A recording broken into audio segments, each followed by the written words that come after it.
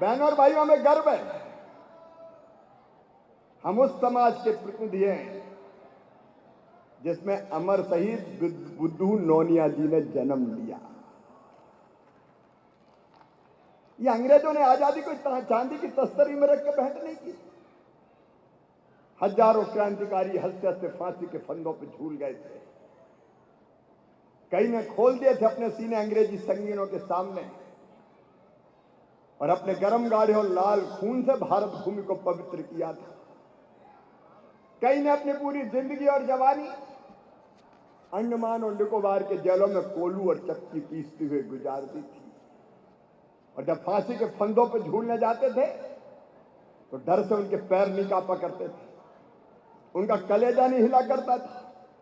उनके एक हाथ में गीता होती थी, उनके मुंह से भारत माता की जय के उद्घोष निकलते थे।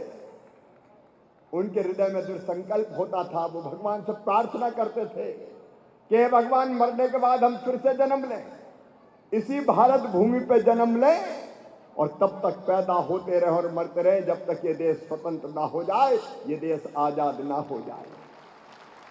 सब कुछ न्योछावर किया उन्होंने। हम जो कहते हैं वो करते हैं, लेकिन एक तरफ मेरे मन में अफसोस है। लालू यादव जी, आपको क्या हो गया है?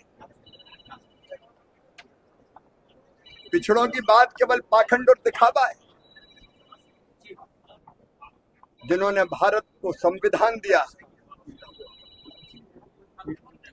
जिसमें आरक्षण का प्रावधान किया गया, ऐसे भारत रत्न डॉक्टर बाबा साहब अंबेडकर का आप अपमान करते हो। मन विक्षुब्ध है और तकलीफ से भी भरा है। जो अपमान उनकी तस्वीर का किया गया है,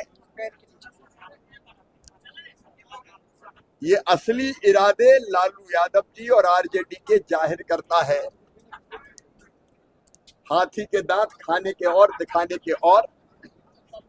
लालू जी और आरजेडी को ना तो बिहार का भी माफ करेगा, ना देश का। मैं सम्राट जी आपको, विजय जी आपको, बिहार की सरकार को हृदय से धन्यवाद देता हूं।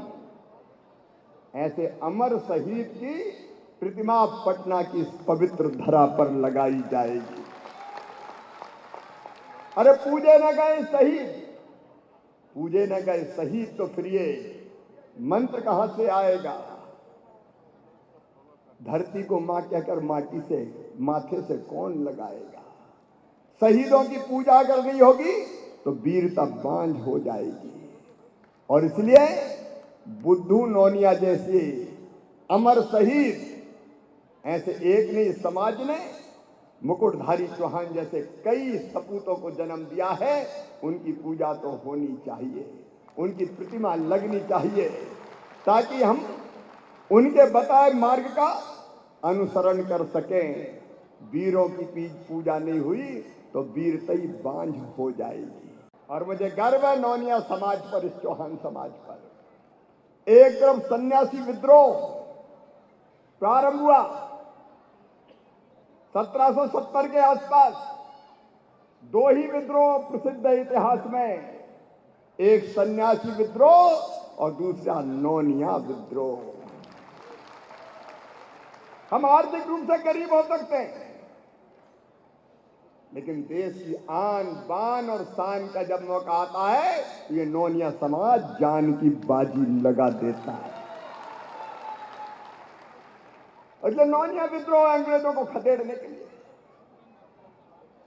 अमर शहीद बुद्धू नोनिया जी, गांधी जी ने आह्वान किया, उस आह्वान पर निकल पड़े नमक बनाने वाले इस समाज के प्रतिनिधि। और नमक से सोरा भी बनता था, जिससे बारूद बनती थी, उस पर कब्जा कर लिया था अंग्रेजों ने। और ये विद्रोह प्रारंभ हुआ था जब उन्होंने नमक सत्याग्रह किया, नमक बनाया और बना के बांट रहे थे। तभी धोखे से उनको गिरफ्तार करके खोलते हुए कढ़ाओं में जिसमें नमक बनता था उनको डाल दिया गया। लेकिन खोलते कढ़ा में भी बुद्धू नोनिया ने चीत्कार नहीं किया, उनके मुंह से तब भी निकल रहा था भारत माता की जय, वंदे मातरम।